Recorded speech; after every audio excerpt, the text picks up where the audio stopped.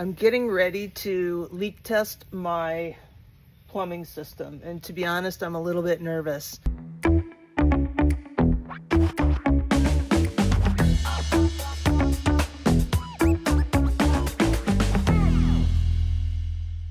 Okay, here goes. We're turning on the pump. Oh, I hear water. And we have our first leak. The hot water right there. Hey everyone. The next few days I'm going to be working on my plumbing. Let me show you my plan. This lovely diagram is the plan, and it actually does make sense. This is my access point where I'll be filling the van. I showed that to you. It's got 3 different ports on it. All right, well, here's the box I bought. And the brand is Volterra. It's nice because it's key lock, and if we pop it open, it's got both gravity fill and then city water connect. And then this third port down in here, that's an air vent. Just to take a look at these. Whoops, sorry. And then if we look at the back, flip that over. Here's your 1/2 air vent. That's outer diameter. So this plastic tubing that I bought is going to connect to that.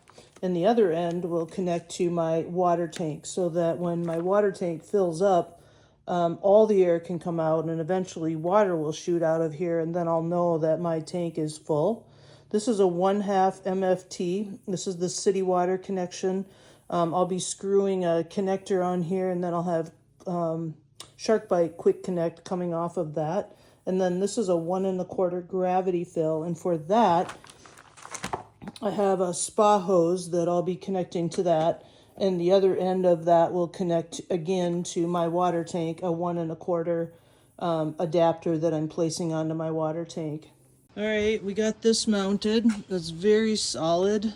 I ran a board down the back here all the way to the bottom, and then I also used this hole and mounted a piece of wood on there, and I mean, it's solid. You can use it to climb up. They connect to the water tank, which this is the city fill. From there, I'm going to have a line that goes to a T so I can have a drain out.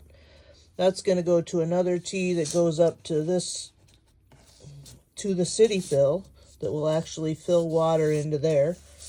That goes over to a strainer, to the pump, to the accumulator. That tees off to my outdoor shower right here.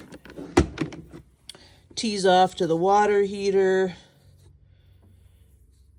Goes up, tees off to the sink, tees off to the shower. There's a couple other nuances in there, but that is the plan. We're going to take all these items. We got our accumulator, our pump, a bunch of connectors. We got our PEX, and we've got our water tank, and we are going to start putting that all together. Wish me luck. I'm getting ready to drill a hole in the floor in here somewhere, and I know there's beams that run across the van underneath. So I'm going to try to figure out where I'm free and clear in here, but what I want to install is a drain valve so I can just drain the water out of the van if I ever need to for repairs or winter or whatever the case. So I'm going to go under the van now and try to see if there's a free space right in this area where I can drill a hole through. Let's go under the van and take a look. This is the rear of the van, and I think that I need my spout to come down in here, and it's going to be really close. So I'm going to drill a pilot hole first, make sure that everything will fit. I think that I can drill a drain hole like right here, and I think I'll be okay. So I'm going to go ahead and do a test drill. I think we're through. Let's go take a look. I think I see daylight. All right, now I'm going to use my 7/8 drill bit, and what I had to do, if we look down here, was it needs to be over this way just a bit more. So I'll just drill it. This hole butts right up to that beam. So I'll just drill it on this side. And this 7/8 bit is just a little bit bigger than the PEX, so it's perfect. Well, it won't be the first time that I've drilled the hole in the wrong place, but we are through now. So now I'm going to start putting together these connections. so I can get that drain hose out there and get that fixed underneath the van, and then we'll start hooking everything else up, our accumulator and all these other connections that we have. All right, here we are under the van. This is where my hole came through, and so I pushed the pipe down through. This is just a ball valve, so we've got open and then closed. And all I did for right now, and maybe permanently, is I zip tied it up there, and I might put a couple more around there just so it's really secure. But there was already a fastening here that I'm just tagging onto for this trailer harness wiring that comes back here. So amazing. That's a pretty good spot for that, actually, as it turns out. So we got lucky again. Let's go back topside. So we just finished this. The next T that we're going to put in here, one line goes up to the fill point, which is this, and the other line comes off and it goes to the pump strainer, which is attached to the pump. So that's what we're going to put in next, another T and the lines off of that. Okay, I think I've got all the non-pressurized lines done except for this one that will connect up to here. So we're making good progress. The fill in comes in here, it'll fill.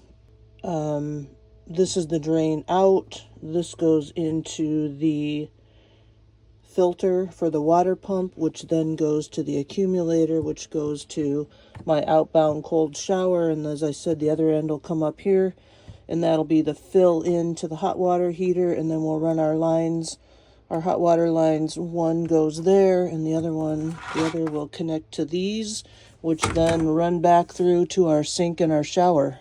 Good. Okay, back at it. I had to run to Menards to save big money and to get some more teas. You can never buy too many of these. I can't tell you how many times I've been to Menards to buy parts that I need for this. Anyway, back at it. We're going to keep going, following the diagram.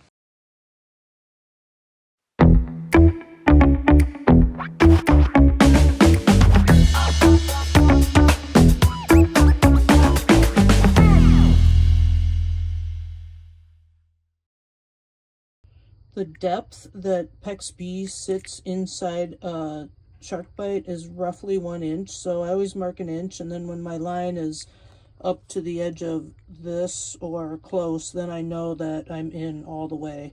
I'm making some really small connections now, and this one has a 1/2 inch gap.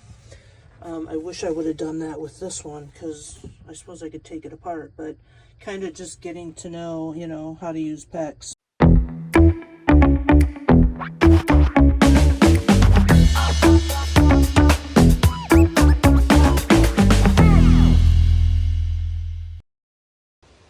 I think we're on the home stretch. I've got one T that'll come off here that'll hook up to my water that runs all the way through here to the sink and the shower. The other T will come off here and go into there. And then I've got to hook this up to this air hose so that can breathe. And I got to hook up my gravity fill to here. So we're really close now. I'm really working on all the pressurized lines now, so getting there.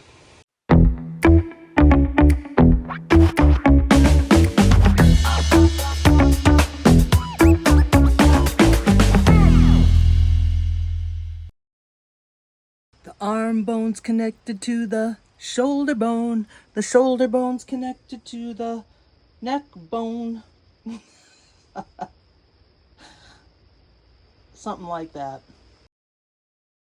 Today I am assembling all of my kitchen sink components because I want to get the sink installed so that I can test all of the plumbing components. So I've just gone to Menards and bought a few final connections that I need for the plumbing there. But I'm putting together my sink. I bought a Torva sink, but it's really nice. It's deep. I like it. And then this faucet is a Kraus faucet. And I also did get a soap dispenser because I'm thinking it's just another space saving. I don't have to have a bottle of soap under the sink. So what I'm going to do is a temporary mount of this sink. And then I had to get PEX to 3/8 inch compression connections. That's what I went to Menards for. So I'm ready to hook that up now, and then we'll be able to test the plumbing on, see if there's any leaks. Knock wood, there's not. I've done a temporary mount of the sink because I want to hook up the plumbing. This is the height that I want the sink to be at, so that's a thumbs up. And I've got my equipment down here, and I'll get down here and show you what we're after. This is my sink connection, which is 3/8 compression. And what I have is these PEX connections. This is 1/2, and the other end is PEX, so that'll go on a pipe up here, and then this will screw into this. Those two go together, and then that'll fit on there. So that's how all of that goes together.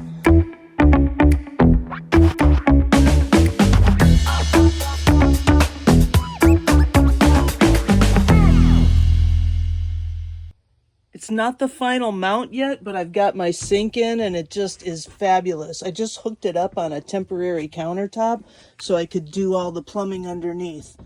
I'm getting ready to test all my lines, and I need everything hooked up so I can do the leak test.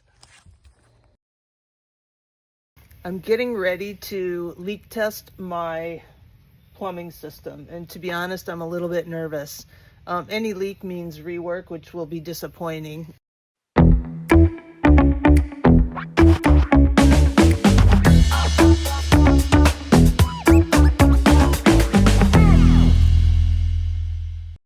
I don't know if you can see it, but the water is filled up to about there. So I'm not going to go a lot farther, but I do have another fitting down there that's sealed and it's not leaking, so that's good.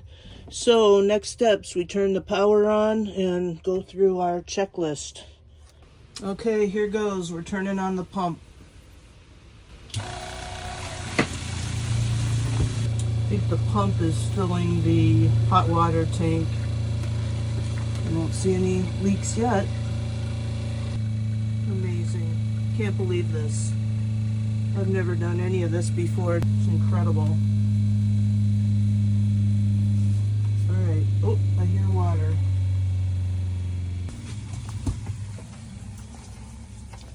Alright. And we have our first leak. The hot water right there. So I'm going to shut it off, and we'll get that fixed. Well, I think I'm ready for my final leak test. Did the first one and had the shower leak, fixed that. Did a second one, had a couple leaks down in the box here, fixed those. And then I did a third one yesterday and had a small leak around this. So I just took this off, put some putty on it again. I've now got my gravity fill hooked up, and so I'm going to do what I hope is my final leak test. Here we go.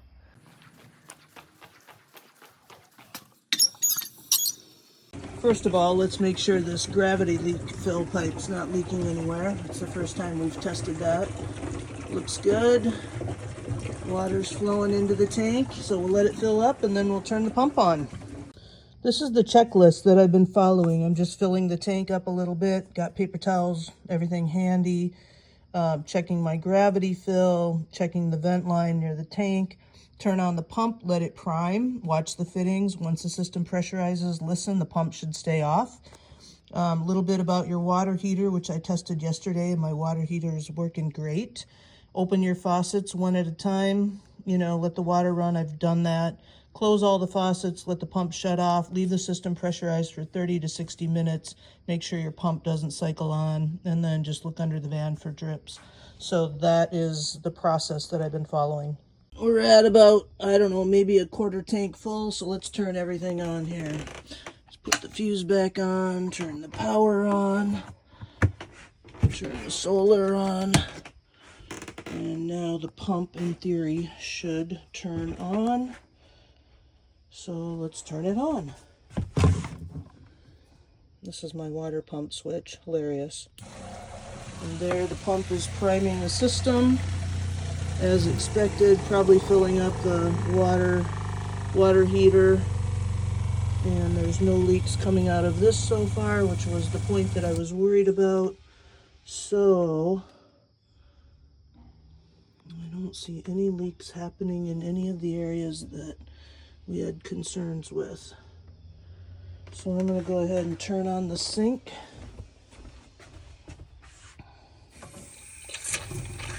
Pump's running, that's good, nice pressure, love it.